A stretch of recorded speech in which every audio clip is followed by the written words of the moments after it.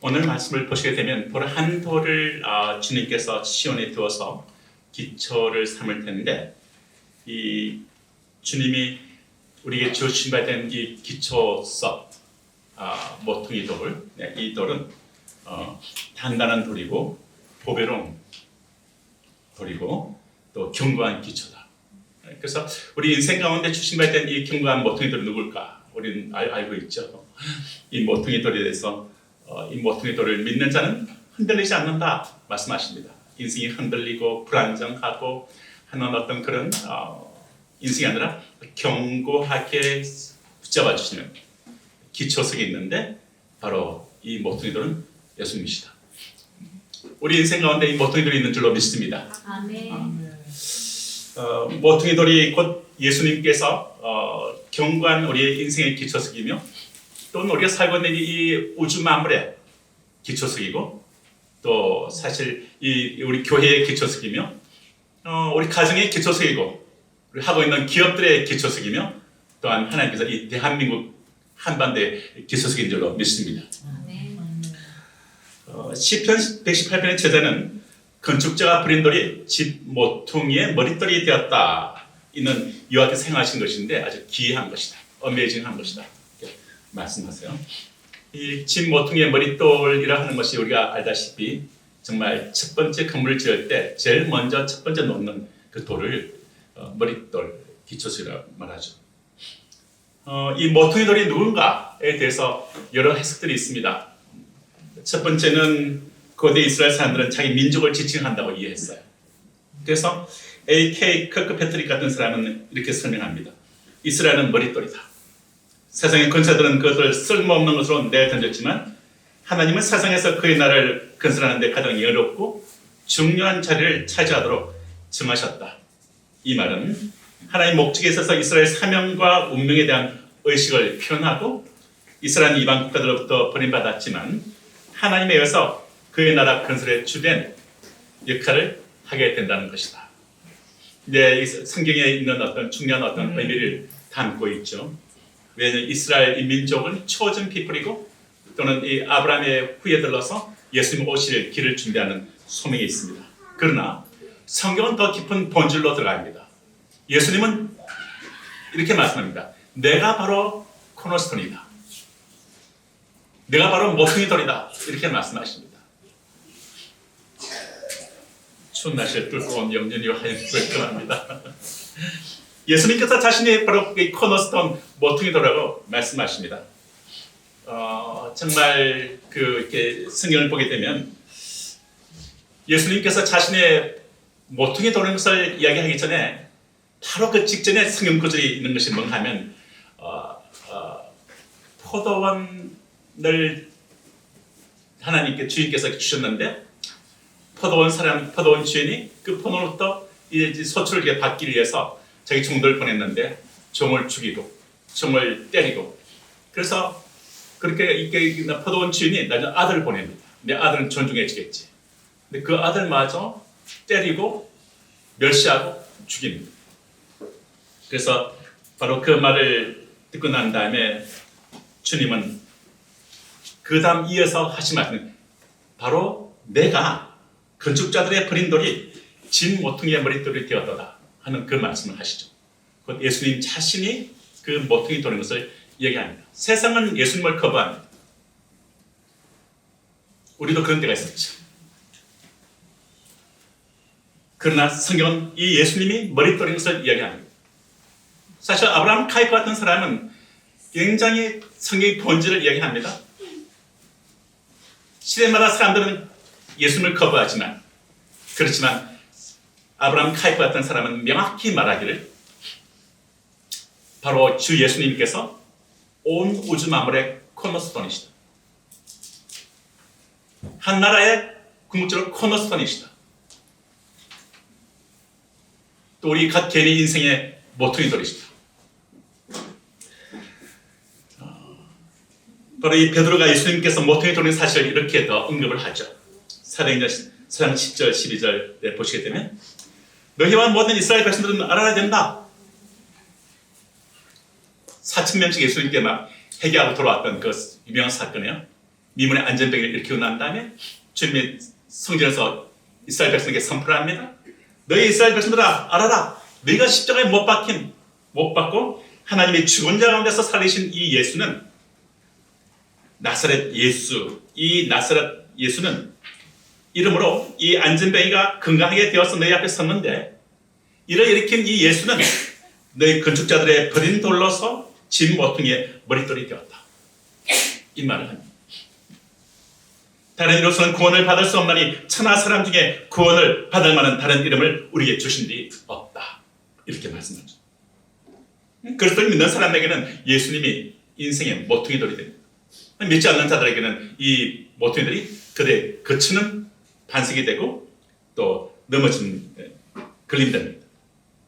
베드로는 이 성경 진리를 다시 한 번 더 들어서 얘기하죠. 사람에게는 버림바가 되었으나 하나님께는 택하심을 입은 보배로운 산돌이라고 말합니다. 우리의 인생의 코너스톤 되신 이분이 보배롭다고 얘기합니다. 견고하다고 얘기합니다.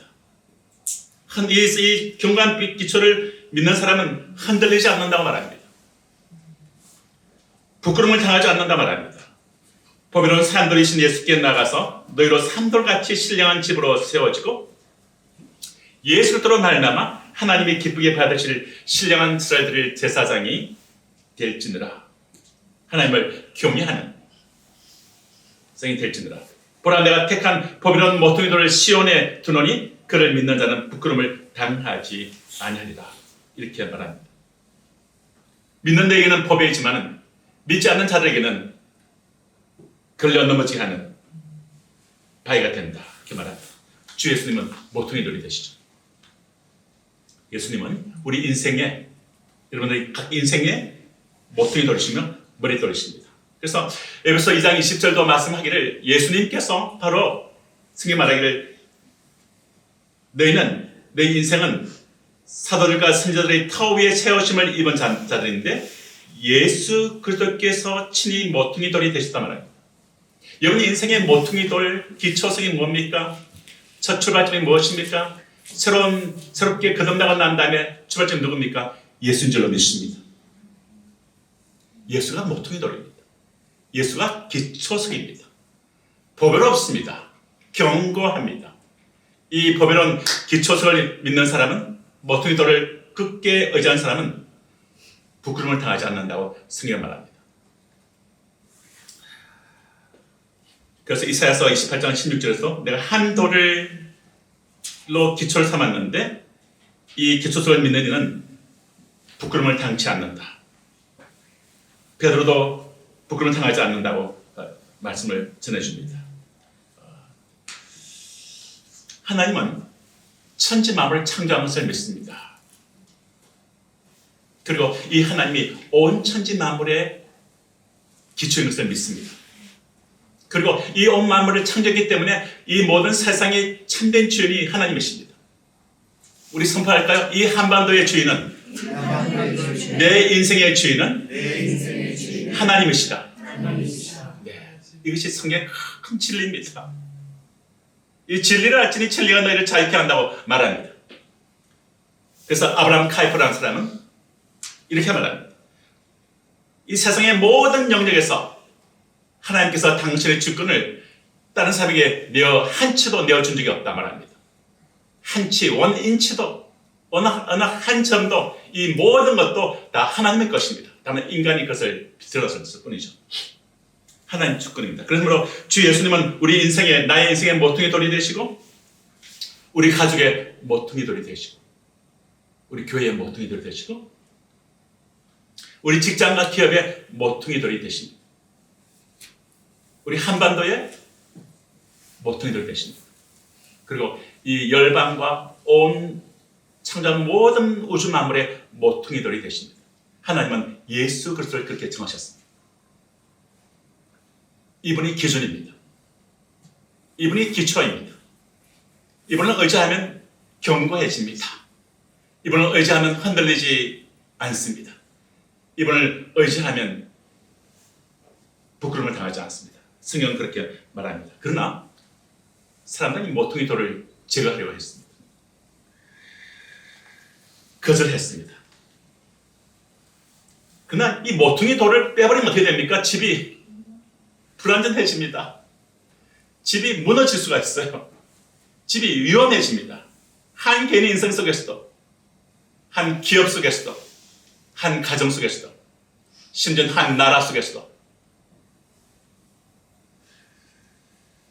기초들이 빠져버리고 있는 그런 건물을 상상해 보십시오. 위험합니다. 흔들립니다. 불안정해집니다. 인류 역사를 상기시켜 보십시오. 아담이 에덴에서 모퉁이 돌이신 예수님을 거부했습니다. 어떤 일이 벌어졌습니까? 노아 홍수 위에 사람들이 하나님을 버리고 바벨탑을 쌓았습니다. 어떤 일이 벌어졌습니까? 고대 이스라엘 백성들이 하나님을 버리고 우상을 따라갔습니다. 어떤 일이 벌어졌습니까? 성경이 이렇게 말하죠. 너희가 생수에 거론된 하나님을 버린 것과 터진 웅덩이를 의지했다고요. 그래서 성전이 파괴됐고 그래서 나라가 망했다고 말합니다.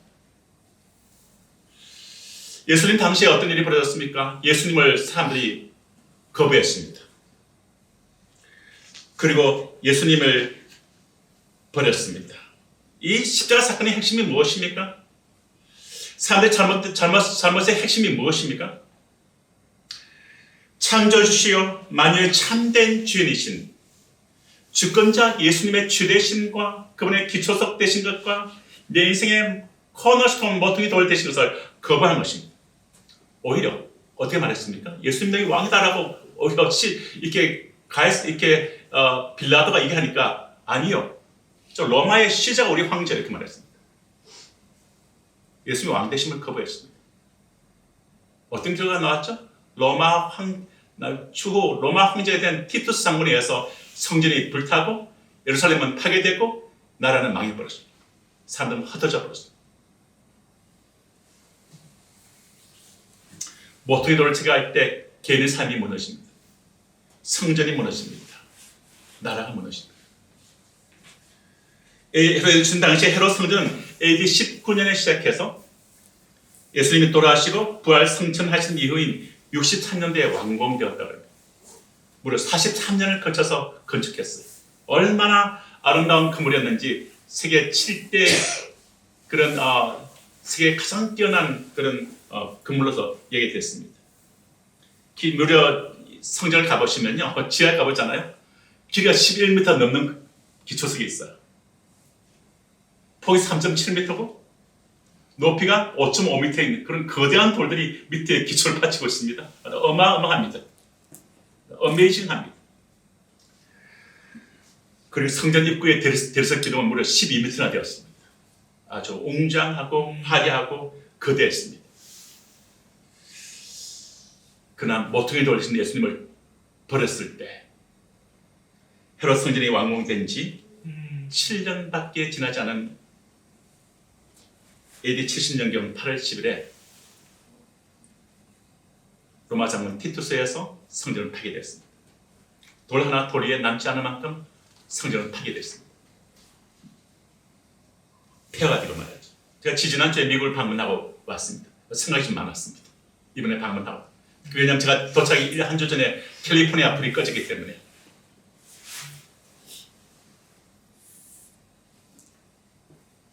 캘리포니아에 이번에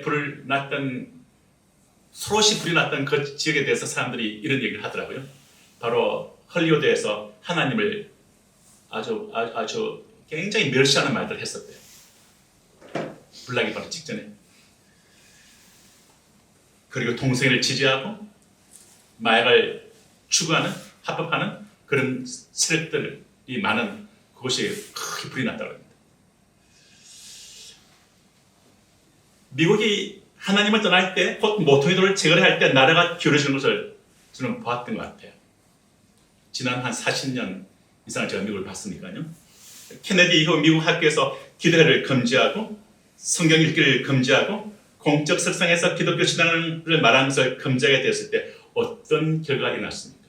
학교라는 공간 속에서, 공적인 공간 속에서 하나님 성경 기도하는 것을 금하고 성경 읽는 것을 금하게 됐을 때 모퉁이 돌을 제거했을 때 어떤 일이 벌어집니까? 과거에 미국 공립학교에서 공부 시작될 때 여기 기도문이 있습니다. 제가 기도문을 보여드릴게요. 아주 감동적이었습니다. 이것을 미국에 있는 전체 공립기독교에서 그 긴 세월 기도를 했습니다. 미국이 건국되고 난 이후에 세워진 모든 공립학교에서 이런 기도를 했습니다. 그리고 1960년 존 F 케네디가 미국 공립학교에서 이 기도와 성경을 몰아냈을 때 지금까지 이 기도가 있었는데, 아침 공부 시작될 때 아침 조회 시간에 교사는 다음과 같이 학생들과 함께 미국 전체에 있는 다 학교들이 기도를 했습니다. Almighty God, we acknowledge our dependence upon you. 전능하신 하나님, 우리는 하나님을 의지합니다. We beg thy blessing upon us, our parents, our teachers, our country. Amen.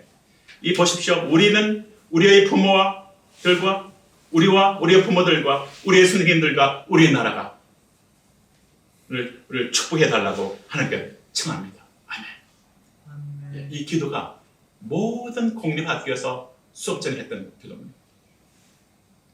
그런데 존 F 케네디 대통령 때 이 기도가 폐지되었죠. 긴 이 안에 그만 스토리가 있지만 생략하고, 학교는 공간 속에, 청소년들 영혼 속에, 학교는 공간 속에 아침에 기도가 시작되고 성경 읽기를 하는 이 두 가지를 학교에서 폐지하는 대법원의 결정이 있고 난 이후로, 또 대통령이 그것을 인준하는 일이 있고 난 대로, 알다시피 존 F 케네디는 캐톨릭 신자였죠. 나는 학교가 영적인 공간이 생기기 시작했습니다. 그런 가운데 정말 이렇게 빈 공간 속에 1664년에 일이 벌어지고, 그런데 2년 후에 새로운 이민법이 발효되면서 많은 외국의 그런 힌두교, 이슬람교, 불교 등이 들어오기 시작하면서 그 빈 공간을 채우기 시작합니다. 이곳에 히피족이 들어와서 콘스트로 청소년 영혼을 파괴했고, 인도에서는 힌두교 그루들이 와서 청년들을 호소했으며, 그리고 초월 명상과 이렇게 기독교 문화를 부정하고 반기독교적 이교적 운동을 시작했고, 앨리스 헬리가 등장해서 뉴 에이지 운동이 본격적으로 대두하게 됐습니다. 그러면서 학교에서는 강단에 가까운 폭력 사태들이 등장하기 시작했고, 1990년대 중반에 들어서면서 대규모 살상사태로 이어진 총기 관련 사건들까지 연속으로 발생하기 시작했습니다. 바로 학교에서 하나님을 거부하고 성경을 거부하고 기도하기를 배제했을 때 수많은 청소년 범죄가 학교에서 생기고, 폭력과 마약과 성탈성 등 문제 아이들이 사회로 쏟아져 나오게 되었습니다. 결국 하나님의 말씀을 떠난 미국은 그때부터 청교도의 신앙을 포기하고 인본주의 나라로 점점 영적 힘을 상실하면서 나라도 기울어지기 시작했습니다. 역사학자들이 말하기를, 미국 공립학교에서 공식적으로 기도하던 의식을 금지하는 1962년이 중요한 미국의 문화와 영적인 것과 여러 가지 범죄율과 이런 것들의 분기점이 됐다고 합니다.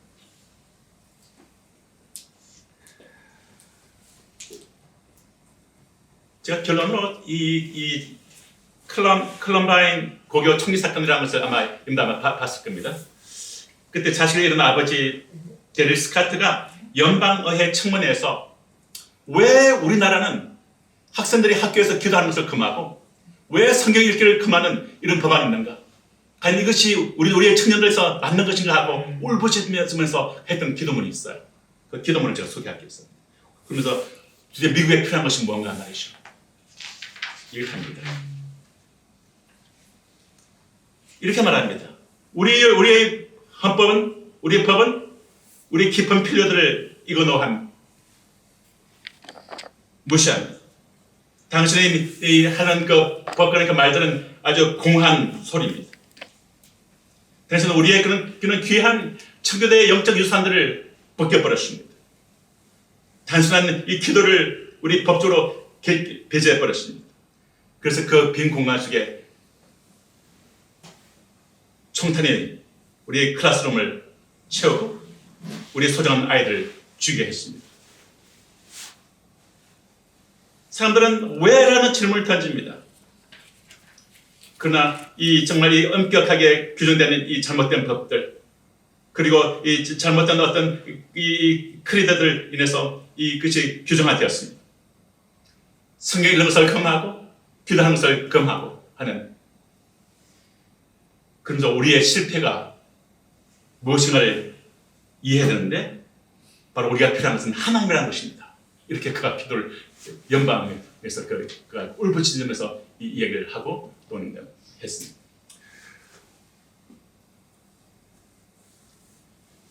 한 나라에서도 코너스톤을 치워버리게 될 때 나라가 위험해집니다. 나라가 흔들립니다. 부끄러움을 당합니다. 한견의 삶에서도 마찬가지입니다. 인류 역망 가운데 가장 화려한 것 하나가 노벨상입니다.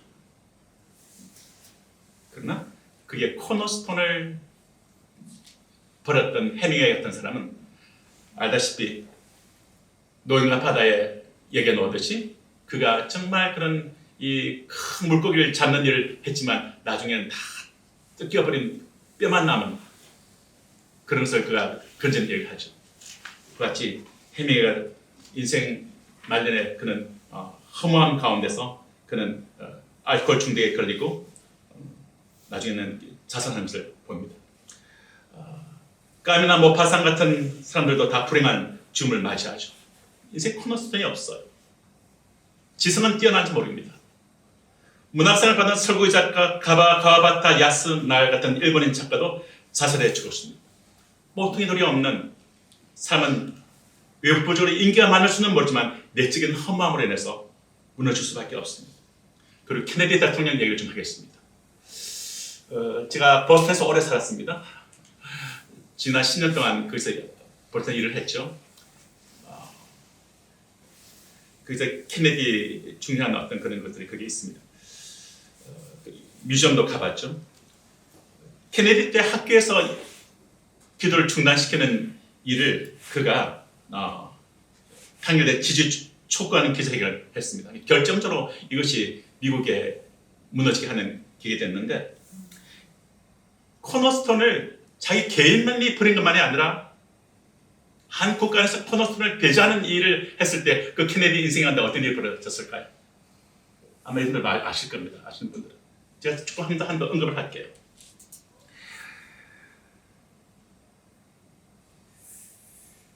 케네디가의 비극이 임합니다. 바로 이 판결이 내고 난 다음에 성경과 교단에서 금하고 난 했던 그 1963년도 글이 나고 난 다음에 8월 달에 케네디는 막내 아들을 그 다음에 대학에서 나왔으나 이틀 만에 죽는 슬픔을 경험합니다. 그리고 그해 11월 달에 댈러스에서 암살을 당합니다.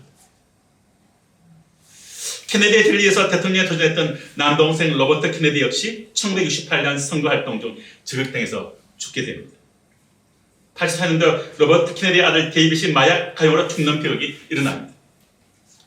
1990년대 후반에 들어서 대를 이은 케네디가의 비극이 이어집니다. 그것은 1997년 로버트 케네디의 또 다른 아들 마이클이 스키 사고로 사망하더니 1999년 미국 전체를 충격에 빠뜨린 사건이 벌어집니다. 아마 이분들은 이 그림을 봤을 거예요. 케네디가 와이프 제키가 함께 까만 캡을 쓰고 까만 옷을 걸치고 그리고 자기 남편의 이렇게 싸늘해진 시신을 운송하는 그 장면이 있었을 때 그 어린 아들이 아버지께 격려를 하는 장면이 등장합니다. 그 아들이 타고된 비행기가 유일한 아들이 존 F 케네디 2세가 그 아들이 아내와 함께 비행기를 타고 가다가 경비가 추락하면서 사망하는 일이 벌어집니다. 그래서 대가 끊겨버려요. 케네디 가문의 이 비극을 어떻게 설명할 것인가? 물론 다르게 많이 설명들 합니다. 그러나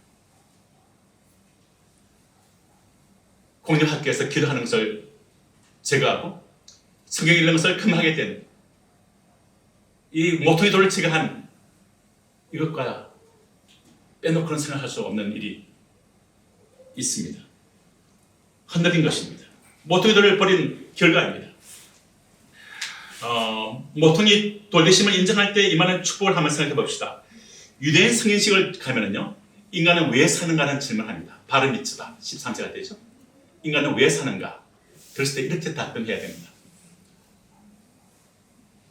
티쿤 하올람이라고 합니다. 따라해 보실래요? 티쿤 하올람. 티쿤은 회복을 의미합니다. 하올람은 온 우주를 의미합니다. 온 우주적인 회복을 위하여 사람은 산다.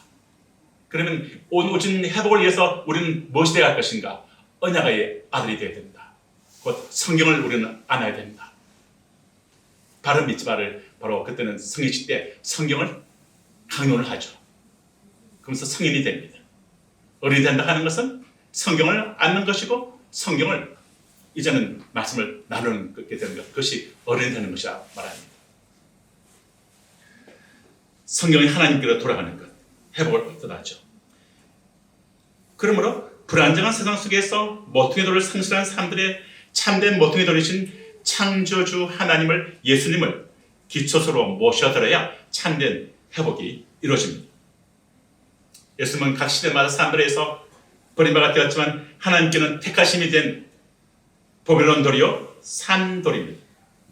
예수님은 시험을 거친 돌이에요. 험이 없습니다. 정결합니다. 바벨론 돌입니다. 견고한 기초성입니다. 이 분을 내 인생의 모퉁이 돌로 영접한 사람들은, 기초를 모신 사람들은 귀한 기초를 갖고 있습니다. 견고한 기초입니다. 흠이 없습니다. 살아있습니다. 생명을 주는 돌입니다. 견고하게 하는 돌입니다. 보배롭게 하는 돌입니다. 안정하게 하는 돌입니다. 이분이 예수님이십니다. 미국은 제가 이번에 가서 다시 이렇게 생각을 해봤습니다. 이 청교도들이 믿음과 눈물과 기도와 투쟁으로 세웠던 나라입니다. 제가 늘 지난 10년 동안 미국에 있는 그 학교에서 학생들을 가르치면서 신입생들 들어오면 꼭 데리고 플리마우스를 갔습니다. 청교도들이 처음 들어왔던 그 항구죠. 그 신앙의 유산들이 있는 곳입니다. 그들이 그러면서 그 신앙에 의해서 나라를 세우겠다라고 선언했고, 독립선언문과 연방헌법이 하나님의 말씀 신명기의 기초에서 작성되었습니다. 전 세계에서 가장 탄탄한 헌법이 미국 헌법이라고 합니다. 바뀌지 않는 헌법이 미국 헌법이라고 합니다. 왜 그렇습니까? 신명기가 근간되어 있습니다. 하나님 말씀에 근간되어 있어요. 하나님 말씀의 기초에서 작성되었습니다. 대통령이 하나님 말씀 위에 손을 얹고 선서하며 대통령으로 취임합니다. 모든 앞에 In God we trust라는 말을 새겨놨습니다. 창조주 여호와 하나님 앞에서 안에 우리는 서로 신뢰한다. 모든 공격을 통해 하나님을 알고 경외하도록 공립학교에서 성경을 가르치고 기도로 수업을 시작했던 이 나라입니다. 그리고 가장 많은 선교사를 온 세계에 파송해 보냈던 이 나라입니다. 그래서 하나님께서 신명기 28장의 약속대로 쌓을 것이 없도록 메시아 복을 주셨습니다. 신명기 28장 보면 하나님을 자기 주로 삼는 백성 복이 있다고 했습니다. 신명기 28장은 약속대로 쌓을 것이 없도록 메시아 복을 주십니다. 이번에 미국 갔을 때 감사했던 것 한 가지는 미국의 공립학교에 다시 기도하는 것이 허용되는 법안이 통과됐습니다. 할렐루야. 지난 1월 16일 날 종교자유의 날에 대통령이 공립학교에서 기도를 할 수 있다 행정명령에 서명을 했습니다. 그리고 말하기를 기도할 권리보다 중요한 것은 없다. 대통령이 공립학교 내 기도 금지를 문화침쟁으로 묘사하면서 하나님의 말씀을 끌어내리고 크리스마스를 제거하려 하고 이것을 다시 제자리에 돌려보내야 됩니다. 그리고 누구도 하나님을 공공의 강조해서 몰아내지 못하게 해야 된다고 천명을 했습니다. 그리고 교육부 장관은 새로운 규칙이 학생들이 기도 권리를 보호한다고 하였고, 백악관 국내 정책 책임자 조 거르고는 학생들이 원하는 경우 학교에서 공개적으로 기도할 권리가 있음을 분명히 할 것이라고 말했습니다. 다시 이런 회복이 다시 코너스톤이 돌아오고 있습니다. 그래서 어제 신문을 보니까요, 어제 미국 크리스천 포스트 신문을 제가 봤습니다. 봤더니 기도가 공립학교로 돌아오고 있다. 이런 글이 있습니다. 성경이 공립학교로 돌아오고 있다. 교내 시사타임지 또 최근 타임을 그걸 언급하면서 미국 37개 주 460개 교육부에서 성경 교사를 채용하고 공립학교에서 성경을 가르치고 있으며 그 수가 급속히 늘고 있다. 학생과 학부모도 60% 이상이 긍정적인 반응을 보이고 있다. 이런 기사가 어제 떴습니다. 저는 이제 우리 대한민국 꼭 미국과 많이 연결되어 있습니다. 제가 월요일 날 은행을 갔더니 그 여러 가지 그런 이렇게 인트레스트, 이자율 금리 같은 걸 얘기하면서 미국과 같이 이렇게 패러를 가는데 어쩔 수 없다. 대한민국과 미국은 이렇게 동맹의 나라이기 때문에 우리 대한민국을 한번 생각해 봅시다. 지금 우리 참 이렇게 우리가 지금 대한민국에 지금 우리가 지금 많은 것들이 지금 둘러싸여 있습니다. 뉴스에. 그러나 우리의 코너스톤은 예수님이십니다. 세계의 어느 나라든지 예수님을 모퉁이 돌로 모시면 좋은 나라 됩니다. 좋은 인생이 됩니다. 좋은 자녀가 됩니다. 할렐루야. 좋은 가정 됩니다. 좋은 기업이 됩니다. 좋은 교회가 됩니다. 그리고 축복하는 좋은 국가가 될 수가 있습니다. 대한민국을 조금 생각해 봅시다.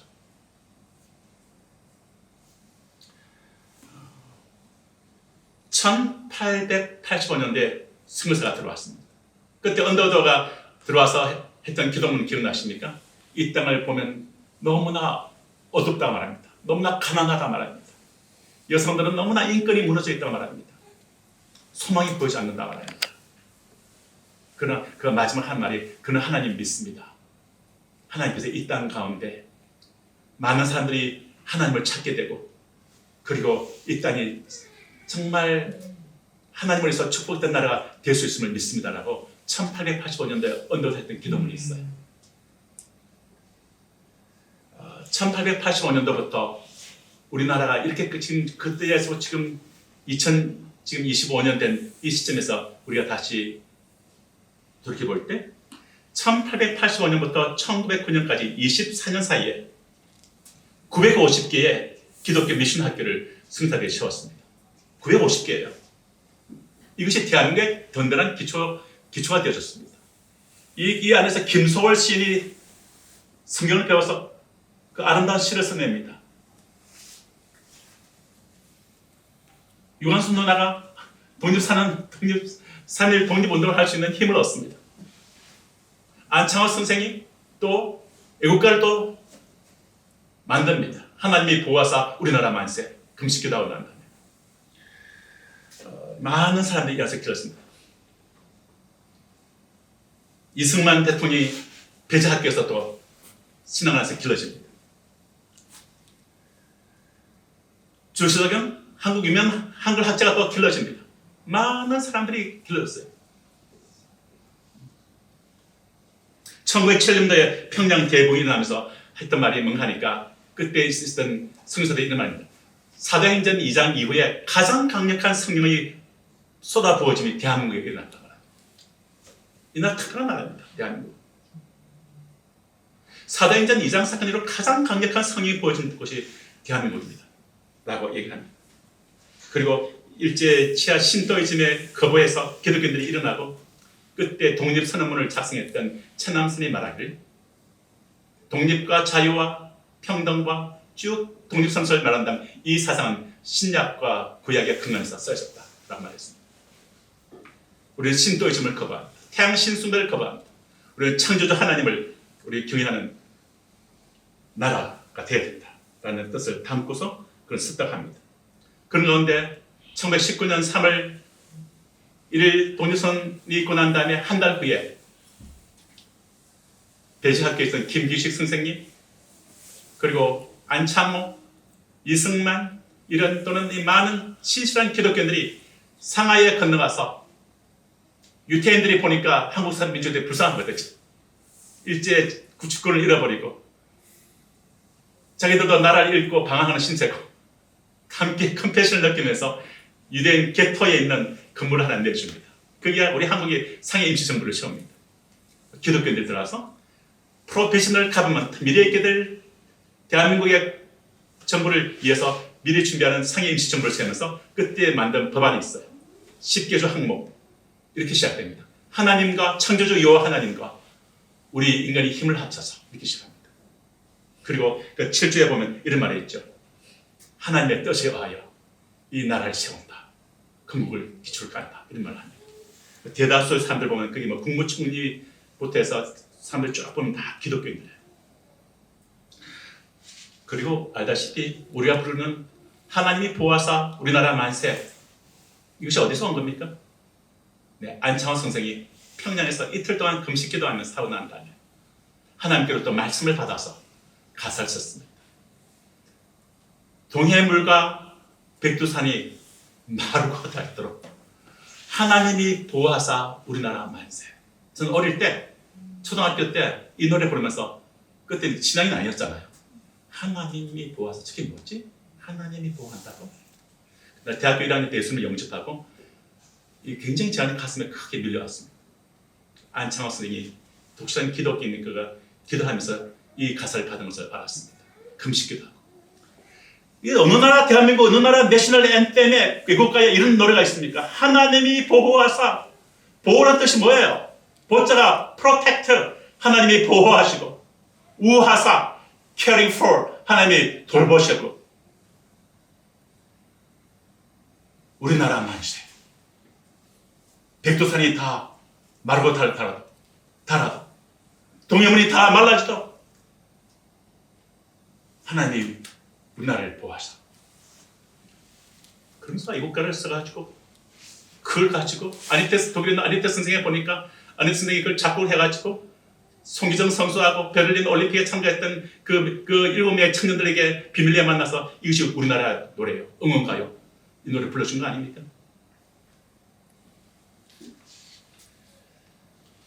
그리고 1945년도 8월 15일 날 정말 만약에 우리나라가 그런 어떤 950개의 그런 사립 기독사립학교가 세워서 성경이 들어오지 않았다면 청년들의 가슴 속으로 그리고 이 평양에 성경의 그런 큰 역사가 임하지 않았다면 아마 대한민국 신도이즘이라는 것은 태양신 사상에 사로잡힐 수도 있고 아니면 공산주의 사상에 의해서 이 나라가 빼앗길 수도 있었는데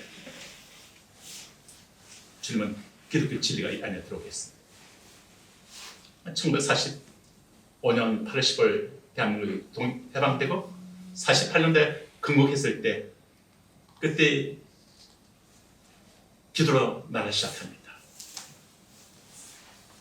전체 국회의원들이 일어나고 하나님 앞에서 창조주 여호와 하나님께 감사함으로 이 나라를 해방시킨 것이 인간의 힘이 아니오 하나님이 이 나라를 해방시킨 것을 얘기하고 일제의 침탈과 압제와 폭력을 하나님이 심판한 것을 기도에 인해한 것을 볼 수가 있어요. 이 대한민국은 지금도 건국 전쟁하면 두 가지 얘기를 합니다. 상해 임시정부가 건국의 기초냐 아니면 1948년이 건국의 기초냐 이것을 얘기합니다. 그런 깊게 들어가서 보시면 그 양쪽 안에 기독교인들이 그것을 중요한 것을 볼 수 있습니다. 하나님이 건국의 기초인 줄로 믿습니다. 하나님이 대한민국의 코너선수인 줄로 믿습니다.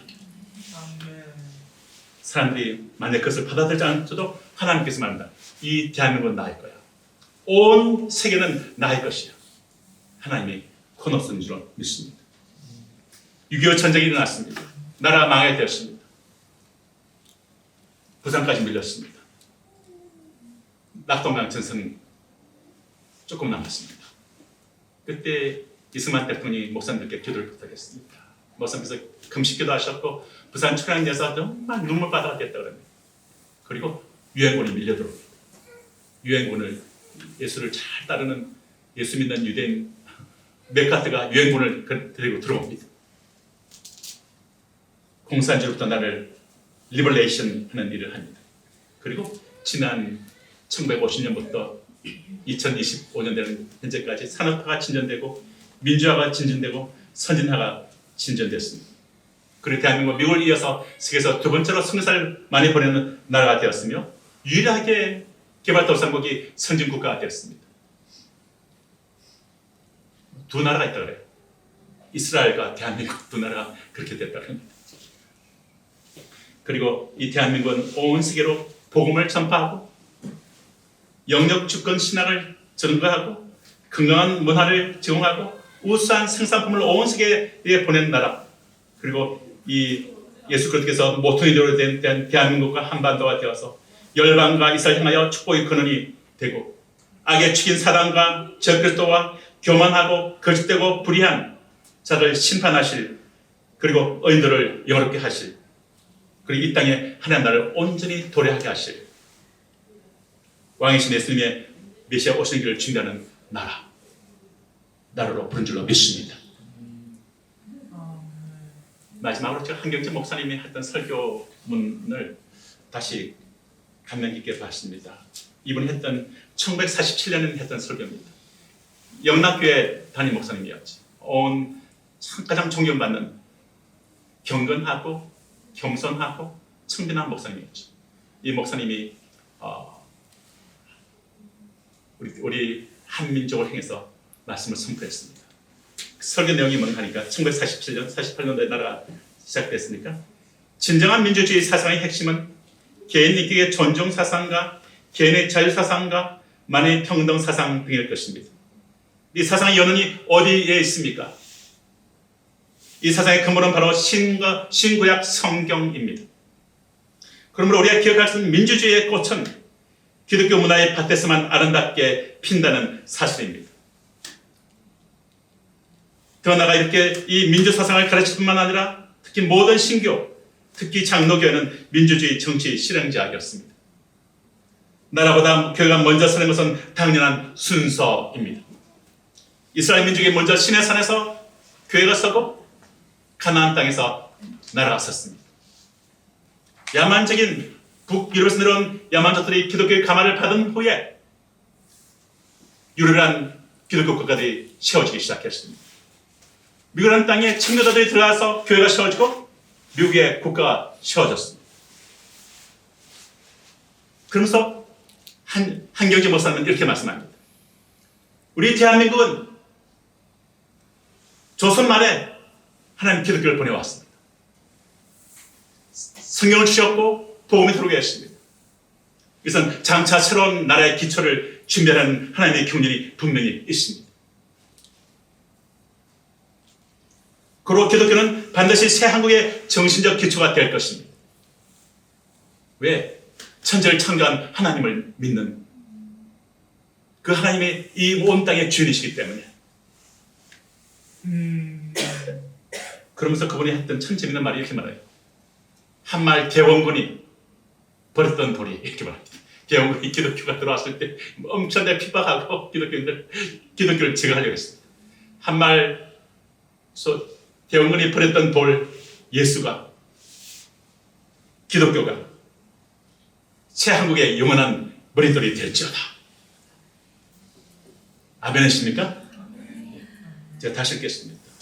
한말 개원군이 버렸던 돌, 곧 기독교가 새 한국의 영원한 머릿돌이 될지어다. 아멘. 참 굉장히 인사이트가 있어요. 한경재 목사님. 그러면서 이만 대한민국의 모퉁이 돌은 예수 그리스도입니다.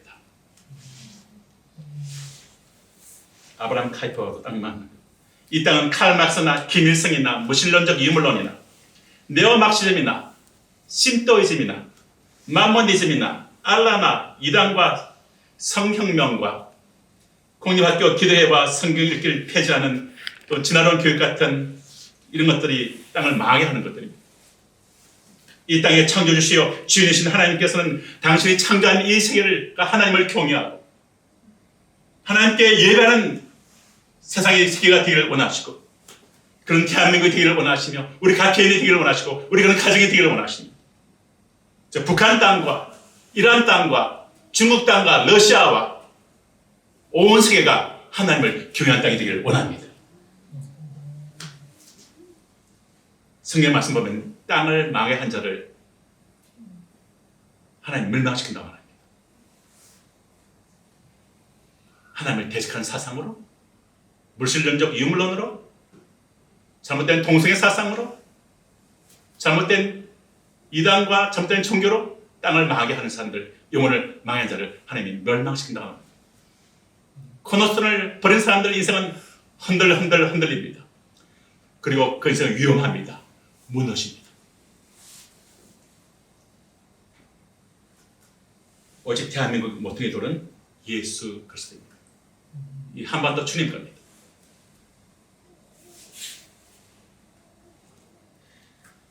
지난 2000년 동안 세계 복음 전파의 역사 속에서 예수를 들은 모퉁이 돌이요 머릿돌로 받아들이고 영접한 민족들이 받은 복을 생각해 보십시오.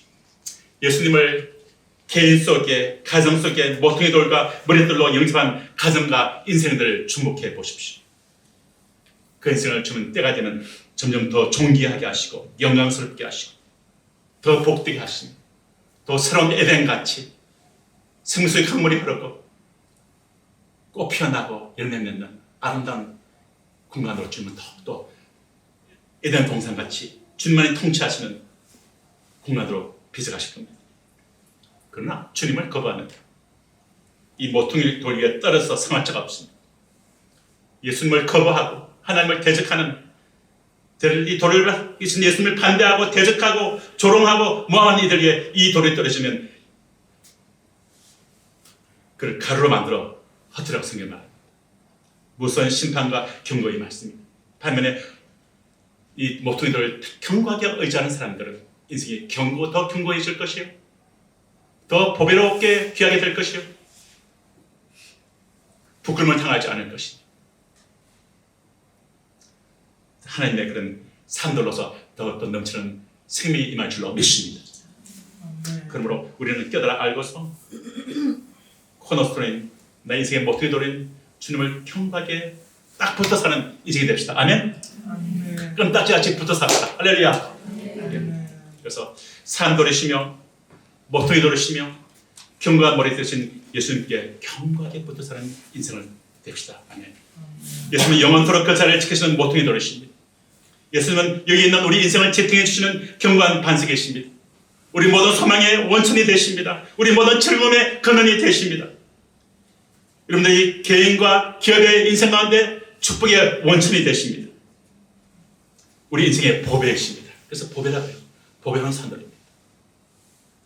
인간 삶의 가장 소중한 모퉁이들은 예수님을 믿는 인생은 결코 부끄러움을 당하지 않을 것입니다.